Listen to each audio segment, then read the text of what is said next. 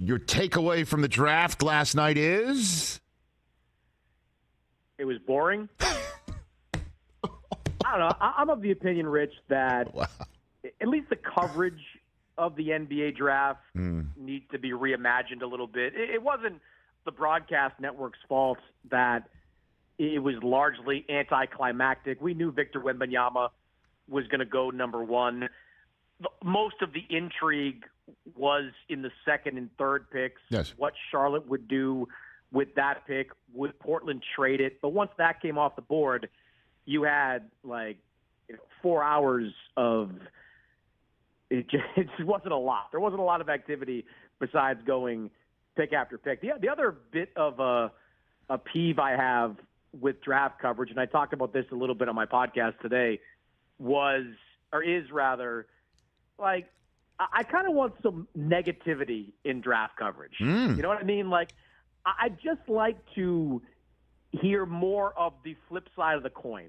I know we're talking about, college-age players, 18, 19 years old, but if you look at the history of NBA drafts, what percentage of these guys actually work out every year? Is it 20%, 25% that meet or exceed expectations? I kind of want somebody up there on the dais whose only job is to tell me why this guy's not going to succeed. That's something I'd like to see added to any draft coverage moving forward. Wow, look at you. Salty Chris Mannix, the host of the Crossover NBA Show podcast right here on the Rich Eisen Show. We're going to talk about this a little bit later as well, but I might as well throw it here. The ultimate issue with this draft is that it's held before the new league year. And so guys are drafted, and then they switch hats, and then we find out there's a pick swap, and then this choice that was, is going to be traded in 2028, 2029. So folks are just like, okay, wake me up when we're within 3 years of this pick actually mattering. It's way too, in the weeds and confusing.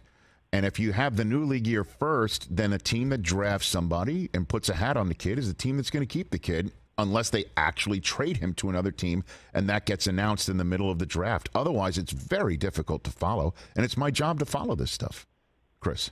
Yeah, and I don't disagree with the premise. I think there's no chance that would happen because of, you make these picks because of the constraints of the salary cap, which are getting even more getting tighter in this next version of the CBA, which begins July 1st.